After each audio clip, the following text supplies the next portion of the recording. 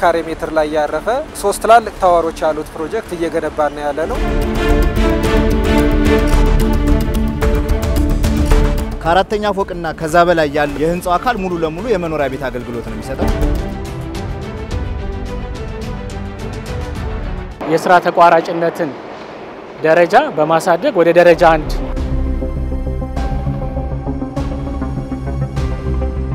በሪል ስቴት በሁሉም ዘርፎች እየተሳተፍነ ነው። ለብዙ ኢትዮጵያውያን የስራ ዕድል እየፈጠረ ነው። ሁሉም ዲዛይኖቻችን ኢትዮጵያዊነትን የሚያመላክቱ የኢትዮጵያን የወደፊት እርምጃና ተስፋ የሚያሳዩ አድርገን ነው ምንሰራት። በእኛ ለዳዎች እንዲህ አይነት ቤት ተሰርቶ ይሰጠናል የሚል ተራሴ ተልቤ የለኝም።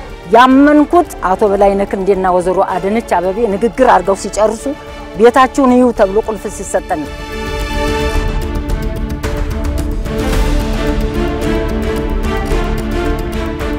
በወጪና ገቢ ንግድ እንደ ሀገር ፊተኛ የሆነው የበላይነህ ክንዴ ግሩፕ ካሉት ግዙፍና ስኬታማ ኩባንያዎቹ አንዱ የግንባታው መስክ ነው። ዘርፉ በ2011 የተመሰረተ ሲሆን መነሻውም ለግንባታ አገልግሎት መዋል የሚችሉ ማሽነሪዎችን በማከራየትም ነበር።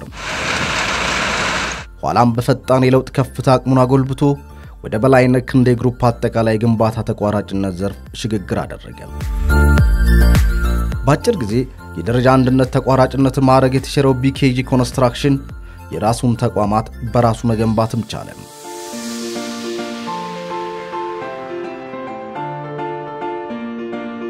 በተለይ የኤክስፖርት ዘርፍ ለሚፈልጋቸው ኤክስፖርት ለሚያደርጋቸው ግብአቶች የተለያየ የዌርሃውስ እና የተለያዩ ግንባታዎችን በመስራት ነው የጀመርነው። አሁን ላይ በተለያዩ ክልሎች ድርጅታችን የሚያደርገውን የኢንቨስትመንት ስራ በመገንባት በጣም ትልቅ አቅም ፈጥረናል።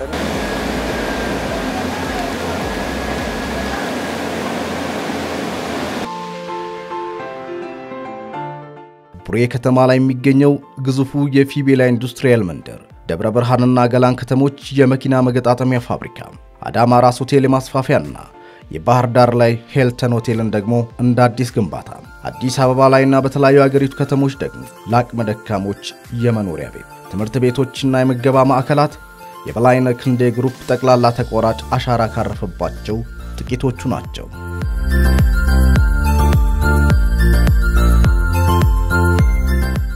ከደረጃ 5 ተነስተን አሁን በ8 ዓመት ጊዜ ውስጥ አቅማችንን ገንብተን ደረጃ 1 የስራ ተቋራጭ ደረጃ ለመያዝ በቅተናል።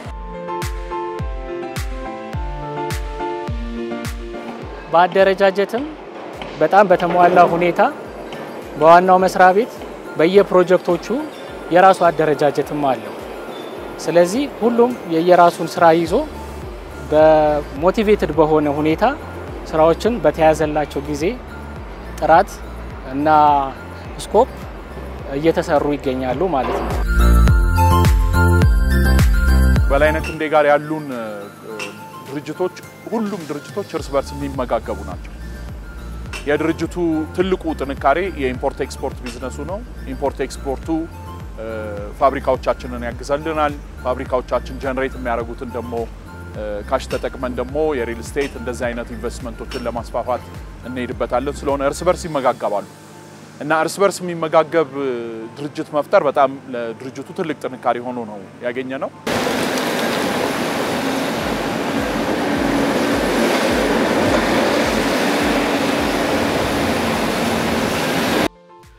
ዛሬ ቢኬ ኮንስትራክሽን አድማስና አቅሙን አስፍቷል።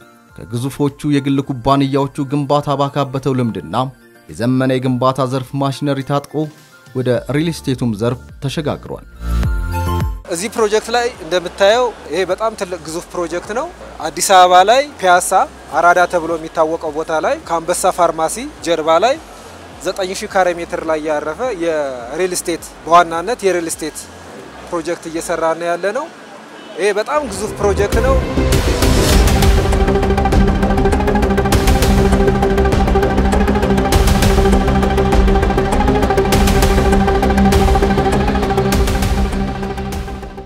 ፕሮጀክት ኮስትን በተመለከተ እስከ 22 ቢሊዮን ብር በላይ ይወስዳል ተብሎ ይገመታል።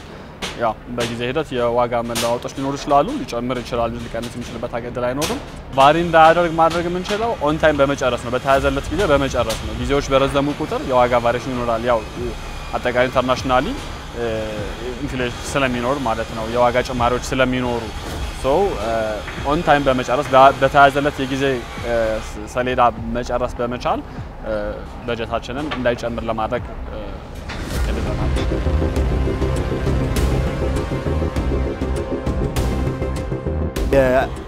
በዙሪያው ያለውን የአፈር ጥበቃ የመሬት ጥበቃ ስራ ማለትም የሾሪንግ ስራውን ተጠናቆ አሁን ወደ ዋናው የህንጻው የመሰረት የማውጣት ስራ ላይ ገብተናል አንዱ ህንጻ ወይም አንዱ ታወር ካሉት ውስጥ አንዱን ህንጻ ፋውንዴሽን ስራ ለመስራት የብረትና የፎርም ወርክ ስራውን ጨርሰን ኮንክሪት ለመሙላት በዝግጅት ላይ እንገኛለን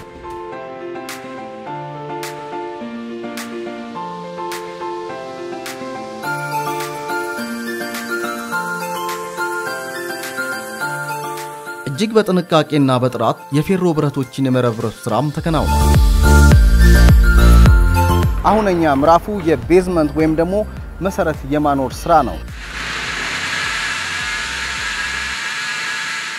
ቴክኖሎጂው ያመጣቸውን የኮንክሪት ፓምፒንግ ቴክኖሎጂ ማለትም አንዱን ኮንክሪት ካለበት ቦታ አንስቶ የሚፈልግበት ቦታ ላይ በፓምፕ ከ65 እስከ 70 ሜትር ሊደርስ በሚችል ኮንክሪት ፓምፕ በመጠቀም ነው ኮንክሪቱን ለመሙላት የተዘጋጀን ማለት ነው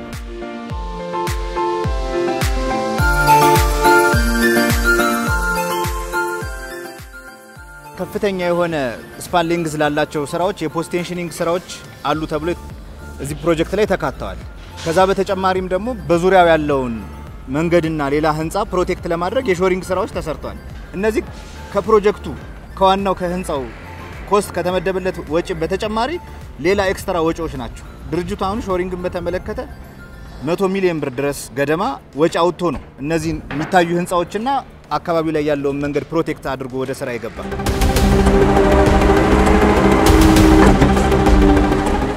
ይህ የገዘፈ የአፓርታማ ቤቶች ግንባታ ሲጠናቀቅ ሊኖር የሚችለው ገጽታና አገልግሎቱም በየፈርጁ ተሰድሯል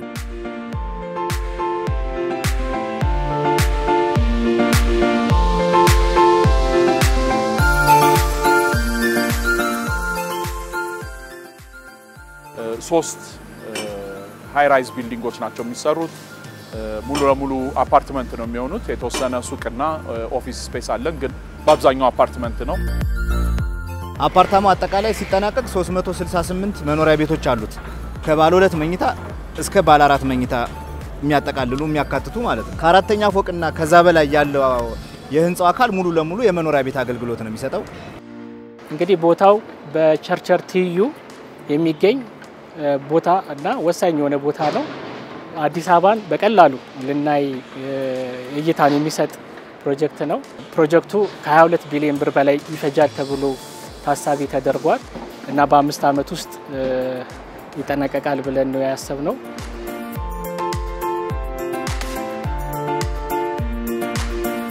በዋነኝነት አሁን በከተማችን ያለውን የቤቶች ቁጥር ችግር በትልቅ ሁኔታ መፍታት የሚችል ፕሮጀክት ነው እየሰራን ያለነው ስለሆነ ኤ ኮንስትራክሽን ካምፓኒ ለትርፍም ብቻ ሳይሆን አሁን ከተማችንም ሀገራችንም ቅድሚያ የሚሰጣቸው ሴክተሮች ላይ ገብቶ እንዲሰራና እነዛን ችግሮች ከስር አብረን እንድንፈታ ታሳቢ ተደርጎ ነው እየተንቀሳቀሰን ያለነው በዘመነ ቴክኖሎጂ ይህን ግንባታ ለመከወን የሚያስችል አቅም እንደፈጠረ ነው መመልከት የሚያስችለው ወደ ላይ 28 ፍሎር ይኖራል ወደ ታች ደግሞ 6 ያህል ማለት ነው ስድስቱ የመኪና ወይም ደግሞ የፓርኪንግ አገልግሎት መስጠት የሚያስችል ግንባታዎችን ያካተተ ግንባታ ነው እጅግ የዘመነ ግዙፍ ግንባታ ሊያስብል የሚችለው ነው ማለት ነው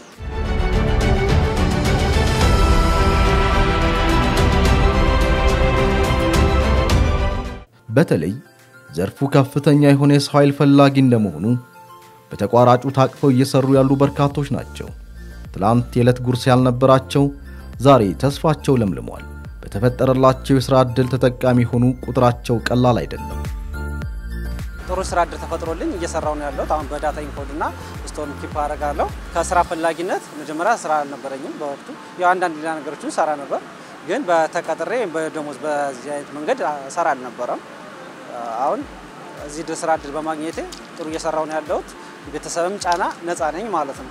ወይም ቤተሰብን ከማስቸገር ራሴን ጭ እየሰራው ነው ያለሁት። ከዚህም የተረፈ ነገር ነው ያለኝ። እስካሁን ድረስ 2320 የስራ ዕድል ተፈጥሯል በዚሁ በፒያሳ ፕሮጀክት። አጠቃላይ አዲስ አበባ ያሉ ፕሮጀክቶች በጣም ብዙ ነው። ከ10 ሺህ በላይ የስራ ዕድሎች ተፈጥረዋል። አክቲቭ እየሆኑ በሚሄዱበት ሰዓት በሚቀጥለው ፕሮግረሱ እየጨመረ በሚሄድበት ሰዓት ግን ይሄ አሃዝ በብዙ እጥፍ ይጨምራል ተብሎ ይታሰባል። ይህም እንደ ፒያሳ ፕሮጀክት ብናየው በሚቀጥሉት 3 ዓመታት ውስጥ እስከ 20 ሺህ ድረስ የስራ ዕድል ይፈጥራል ብለን እናስባለን። እንደ ሀገር የተሰነደ ታሪክ ባለቤት የሆነውን የኢትዮጵያ ሆቴልን አዘምኖ መገንባትና የባህር ዳርን ሂልተን ሆቴልን ዓለም አቀፍ ደረጃውን የጠበቀ ግልጋሎት እንዲሰጥ ለማስቻል የማነጹ ስራ የራሱ የቢኬጂ ኮንስትራክሽን ነው። ቂርቆስ ክፍለ ከተማ የኢትዮጵያ ሆቴል የሚሰራበት ፕሮጀክት ነው። እሱ ፕሮጀክት ደግሞ ከአጠገቡ ካለው ከኢትዮጵያ ንግድ ባንክ ከፍታ ተስተካካይ የሆነ ከፍታ ያለው ህንጻ ፕሮጀክት ነው። እሱ የአፈር ምርመራ ስራ ተጠናቆ የዲዛይን ስራዎች እየተሰሩ ነው የሚገኙት። ከዓለም አቀፍ ድርጅቶች ጋር ነው ዲዛይኑ እየተሰራ ያለው። እሱም ወደ ግንባታ እንግዲህ በቅርቡ የሚገባ ነው የሚሆነው። ድርጅቱ ካሉት ቢዝነሶች መሃል አንደኛውና ትልቁ የሆቴል ቢዝነስ ነው። በበላይነህ ክንዴ ኮርፖሬት ስር 3 ሆቴል ፕሮጀክቶች አሉን። የኢትዮጵያ ሆቴል ቀዳሚ ሆነ ለአፍሪካ ህብረት መመስረቻ የተቋቋመ ሆቴል ነው። እሱ ሆቴል በፕራይቬታይዜሽን እኛ ከገዛ ነው ጀምሮ እስካሁን እያስተዳደር ነው ያለነው። ባህር ዳር በጣም ሰፊ ሆነ 192 ሩሞች ያሉበት 5 ስታር ሪዞርት ሆቴል በሂልተን ኦፕሬት የሚደረግ ግንባታ ላይ ነው ያለነው።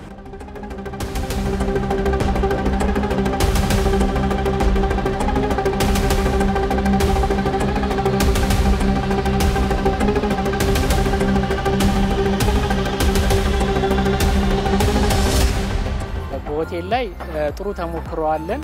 ያንን ተሞክሮን የበለጠ ማዳበር የምንችለው ፋሲሊቲዎችን ስናሟላ ዓለም አቀፋዊ ይዘትን ስናላብሰው ነው የሚሆነው። ባህሉን ትውፊቱን ሳናጓደል ያንን መሰረት ባደረገ ዲዛይኖቹን በማዘጋጀት እነዚህን ግንባታዎች ማከናወን ያስፈልጋል። አዳማ ራስም እንዲሁ በጣም ቀደምት የሆነ ሆቴል ነው። እሱን የበፊቱን ዊንግ ጠግነን እያሰራ ነው። አዲስ ማስፋፊያ ፕሮጀክቶች እሱ ላይ እየሰራ ነው።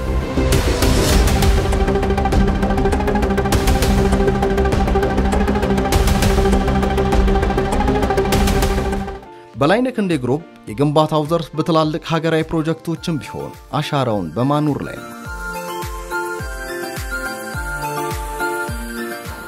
ሌላው እንደሜጋ የምንቆጥራቸው ፕሮጀክቶች ሀገራዊ የሆኑ የራሳችንን አሻራ እያሳረፍንባቸው ያሉ እንደ ገበታ ለሀገር የሆኑ ፕሮጀክቶች አሉ። አንዱ የሀይቅ ፕሮጀክት ነው። እሱም ፕሮጀክቱ ከ2 ቢሊዮን ብር በላይ ይሆናል። የአካባቢውን ባህል አኗኗር ዘዬ እና ባህልን ታሳቢ ተደርጎ ዲዛይኑና ግንባታውን አስተሳስረን ራሳችን ዲዛይኑን ግንባታውን አስተሳስረን የምንሰራው ፕሮጀክት ነው። እሱም በ2 ዓመት ውስጥ ተገንብቶ የሚጠናቀቅ ነው።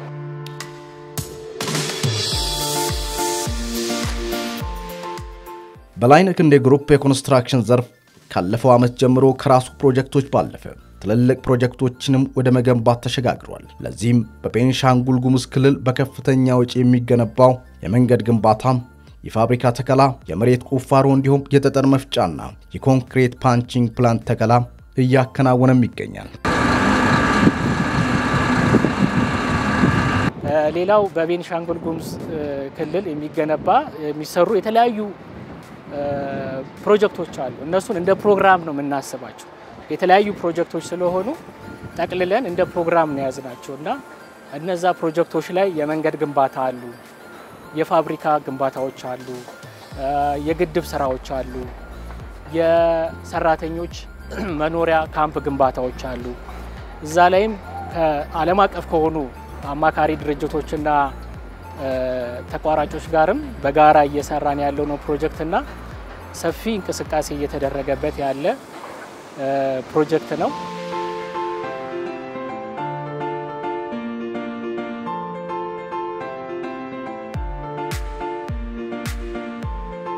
እንደ ሀገር ያለውን የኃይል አቅርቦት ስርጭት በማዘመን የኮንክሪት ፖሎችን በብዛትና በጥራት እያመረተ የሚገኘው ተቋራጩ በዚህም ዘርፍ ያለው አበርክቶ የላቀ ነው።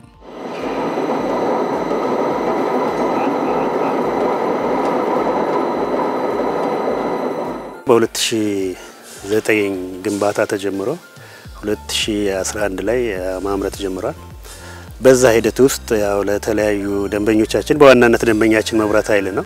መብራት ኃይል ሆኖ ግን የፌዴራል መብራት ኃይል አለ ወይንም ዩኒቨርሳል አክሰስ መብራት ለሁሉም ተደራሽ የሚለው ፕሮግራም ግን ለነሱም እናቀርባለን። እንደገና ለየክልሎቹም እናቀርባለን ማለት ነው። ሙሉውን ስራ ስንሰራ የግባት በተለይ የሲሚንቶ እጥረት ከሌለ ሙሉ ስራ በምንሰራበት ጊዜ በቀን እስከ 50 ፖል የማምረት አቅም ያለው ነው።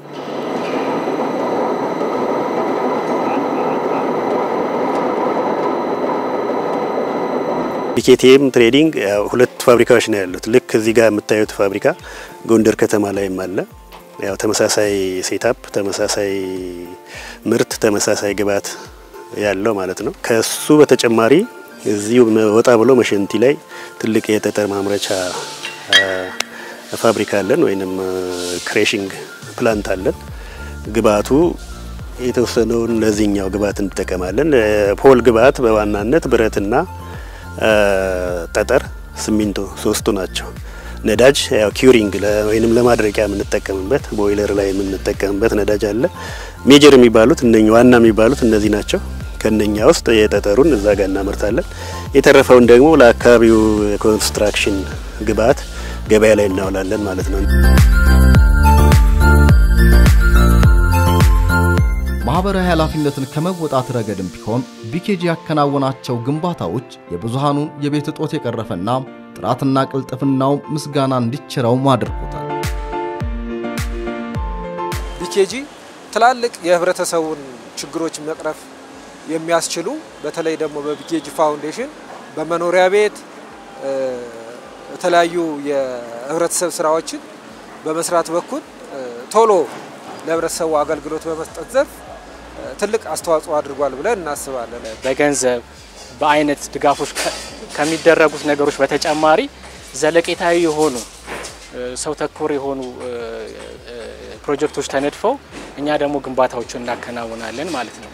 ለዚህ ማሳያ እንዲሆን እዚሁ አዲስ አበባ ከተማ ቂርቆስ ክፍለ ከተማ ላይ የምገባ ማዕከል ሪቼ የምገባ ማዕከልን ከዚህ በፊት በከተማ አስተዳደሩ ኃላፊዎች በተገኙበት ተመርቆ ከ18 ሚሊዮን ብር በላይ ወጪ በሆነ ግንባታውን ገንብተን አጠናቀናል ማለት ነው። አሁንም ይሄ አሁን የምታዩት ደግሞ ፕሮጀክት እንደዚሁ በ1000 ካሬ ሜትር ላይ ያረፈ ለ56 አባወራ የሚሆን ባለ አንድ መኝታ የሆኑ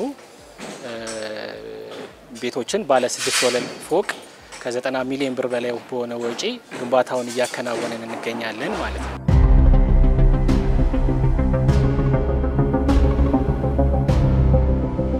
ተመጀመሪያው እኔ በበኩሌ ተሽጧል እንጂ ለኛ ለዳዎች እንዲህ አይነት ቤት ተሰርቶ ይሰጠናል የሚል ተራሴ ተልቤ የለኝም። ያመንኩት ቁልፍ ተሰጥቶኝ ቤቱን ይተብየ እዚህ ድንኳን ተተክሎ አቶ በላይነህ ክንዴና ወዘሮ አደነች አበቤ ንግግር አድርገው ሲጨርሱ ቤታችሁን ይዩ ተብሎ ቁልፍ ሲሰጠን ነው እምነት ልቤ ውስጥ ያደረው።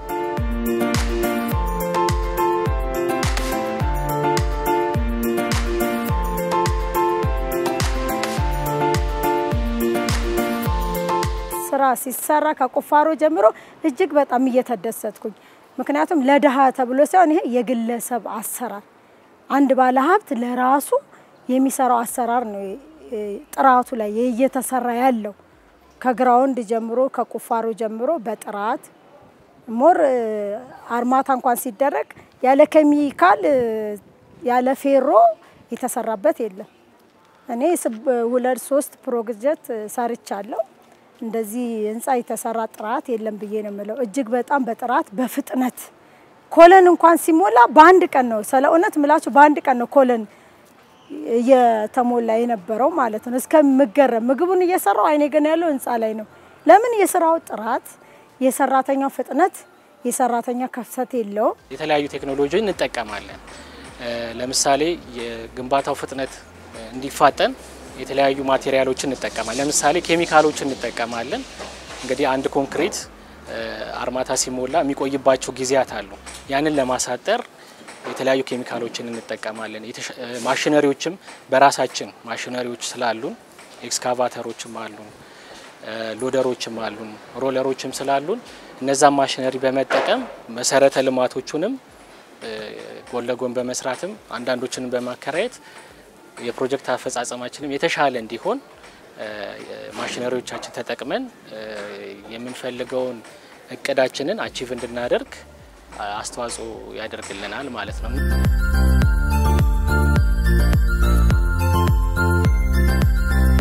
በዚሁ ማህበረሰብ ተኮር አገልግሎቱ በዚሁ አዲስ አበባ አቃቂ ቃሊቲ ክፍለ ከተማ በርከት ያሉ አቅመ ደካማ አባወራዎችን የመኖሪያ ቤት ተጠቃሚ ማድረግ ተግባሩን አጠናክሮ ቀጥሏል።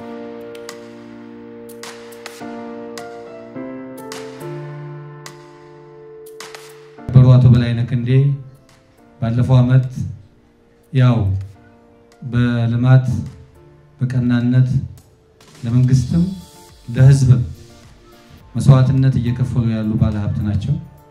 በሁሉም አካባቢ ቀለም፣ ዘር፣ ሃይማኖት፣ ብሔር የማይገድባቸው ትልቅ ሰውና ትልቅ ሐሳብ ያላቸው በመሆናቸው በሁሉም አካባቢ ጥሪ ሲደረግ ለሁሉም አለው የሚሉ ባለሀብት ናቸው። በዚህ ክፍለ ከተማ ደግሞ ስራው ተጠናቆ በጥራት ተሰርቶ ለነዋሪዎች እንደሚረከብ እምነት ነበርኝ።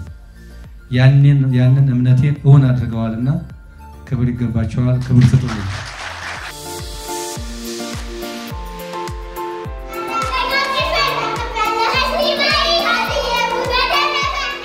ሀብት ለራስ ብቻ ለቤተሰብ ብቻ ከፈጠርክ ቤተሰብህን ነው የምታግዘው። ሀብት ከፈጠርክ ለሀገር የሚጠቅም ሀብት ካልሆነ በስተቀር ከህብረተሰቡም ጋር መኖር አትችልም የሚል እምነት አለን። ፕሮጀክቶች ባሉበት አካባቢም ሆነ ባለሉበት አካባቢ በምንችለው አቅም ህብረተሰባችንን ለማገዝ ሙከራ እናደርጋለን።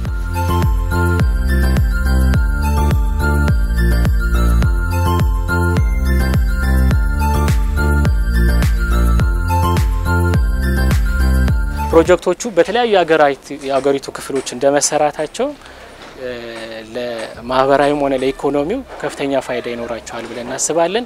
እንዲሁም በኮንስትራክሽኑ የራሳችንንም አስተዋጽኦ እያደረግን እንገኛለን። በአሁን ሰዓት እንግዲህ ደረጃ 1 ኮንትራክተር ነው። ከዚህ አሁን ካለንበት የተሻለ አደረጃጀት በሰው ኃይል እየጨመርን ከዚህ ባለፈ የድርጅቶቹን ወይም ደግሞ የቢኬጅን ብቻ ሳይሆን የሌሎቹንም የመንግስትንም ስራዎችንም ወስደን ለመስራት ነው እቅዳችን። እንደ ዋና ራዕያችን የምናየው በአገር ውስጥም ተወዳዳሪ ሆነን መገኘት እንዲሁም በምስራቅ አፍሪካም ለተቋሙም ሆነ ለሀገሪቱ ገቢ እንዲያመጣ አድርገን እየሰራን እንገኛለን ማለት ነው።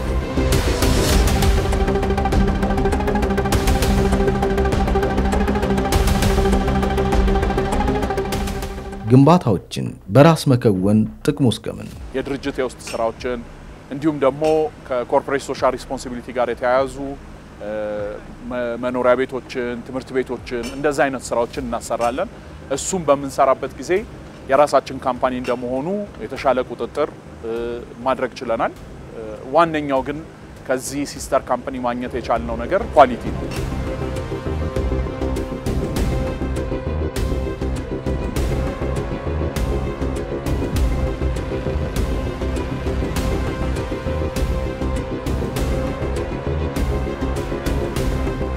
የተለያዩ ተቋማት የመንግስትና የግል ተቋማት ኮንስትራክሽን በራሳቸው በራስ ኃይልና ለተቋራጭ ሰጠው በመስራት የሚታወቅ አሰራር ነው። እኛ ለየት የሚያደርገን የራሳችንን ፕሮጀክቶች በተለያየ ቦታ ላይ በተለያየ ክልል ላይ ከተሰጠን ማግስት ወስደን ዲዛይን አድርገን ገንብተን በአጭር ጊዜ በማስረከብ እንታወቃለን እና በዚህም ኢንቨስትመንቶቻችን በምንፈልገው ጊዜ አገልግሎት መስጠት በመቻላቸው የተለያየ የስራ ዕድል እና የሀገር ውስጥ ገቢን በማሳደግ በኩል ከፍተኛ አስተዋጽኦ አድርጓል ብለን እናስባለን። በክፍያውና በፋይናንሻል ትራንዛክሽኑ ስታዩ ግን ብዙም ሲስተር ካምፓኒ እንደመሆናችን የተወሰነ ኦቨርሄድ ከማትረፋችን ያለፈ ትራንዛክሽናሊ ያው ኮንስትራክሽን እንደሚታወቀው ውድ ስለሆነ ያን ያህል ሴቪንግ ላይኖረው ይችላል። የተወሰነ ሴቪንግ አለው ግን ስራዎቹን እንዳልከው በታሰበው ፍጥነት እና በታሰበው ኳሊቲ እንዲደርስልን ማድረጋችን ትልቁ አድቫንቴጃችን ነው። በተያያዥ ደግሞ ያው እርስ በርስ ስለምንመጋገብ የትራንስፖርት ካምፓኒው አንዱን ያግዛል፣ አንዱን ያግዛል። እንደዛ ያያልን ድርጅቶቻችን እርስ በርስ እየተመጋገቡ ትልቅ ምርታ ላይ ለመድረስ ይችላል። በተለይ ዓለም አቀፍ የሆኑ ሰርቲፊኬቶችን ማግኘት እንፈልጋለን። በተለይ በሄልዝ እና ሴፍቲ ላይ በኮንስትራክሽን ስራ ደህንነት ላይ እኛ ከፍተኛ ትኩረት ነው የምንሰጠው። ለዚህም ባለሙያዎችንም ባሉት ፕሮጀክቶች ሳይቶች ላይ ከፍተኛ ባለሙያዎችን ቀጥረናል። ድርጅቱ በላይነህ ክንዴ ስራ ጠቅላላ ስራ ተቋራጭ ይህንን ህንፃ ለመስራት ከሴፍቲ አንጻር የራሱ የሆነ ራዕይ ያለው ማንኛውም ሰራተኛ ጉዳት እንዲደርስበት አይፈለግም። የስራ ቦታችን አካባቢ ንጹህ መሆን አለበት። የሰዎች ጤንነት የተጠበቀ መሆን መቻል አለበት። ስለዚህ ይህ ህንፃ ከጅምሩ እስከ መጨረሻው ምንም አይነት በሰራተኞች ላይ አደጋ እንዳይደርስ በምንሰራባቸው መሳሪያዎች ላይ ኢኩዊፕመንቶች ላይ አደጋ እንዳይደርስ ቅድመ ጥንቃቄ እናደርጋለን። ለምሳሌ ወደ ሰራተኞቻችን ስንሄድ ለሚፈለገው ስራ የሚፈለገው ሙያተኛ ሲቀጠር መጀመሪያ ተጨማሪ ሙያ እንሰጠዋለን። ከሴፍቲ አንጻር ስራ ቦታ ላይ አደጋ እንዳይደርስበት ስልጠና እንሰጠዋለን። ተጨማሪ ሙያ እንዴት መስራት እንዳለበት አደጋ እንዳይደርስበት።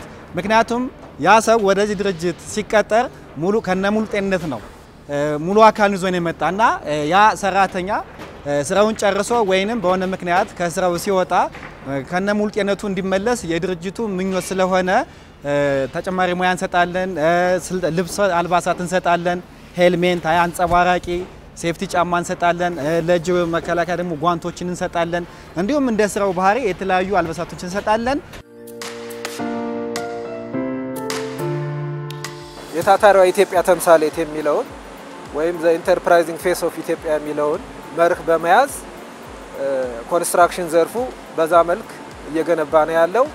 የሚገነባቸው ግንባታዎችም በሰዓቱ እና በጥራት ሰርተን በማስረከብ የሰራናቸው ፕሮጀክቶቻችንና ደንበኞቻችን በጣም ምስክር ናቸው። ለዚህ በኮንስትራክሽን ኢንዱስትሪው ፒዮነር ይሆናል ብለን እናስባለን። እንደ ሀገር ብቻ ሳይሆን እቅዳችን ሚሽን ቪዥናችን በምስራቅ አፍሪካም የመሳተፍ ነው። እንቅስቃሴዎችም አሉ። በምስራቅ አፍሪካ ድረስ ለመሳተፍ እንቅስቃሴዎችም አሉ። በሪል ስቴት በሁሉም ዘርፎች እየተሳተፍን ነው። ለብዙ ኢትዮጵያውያን የስራ እድል እየፈጠረ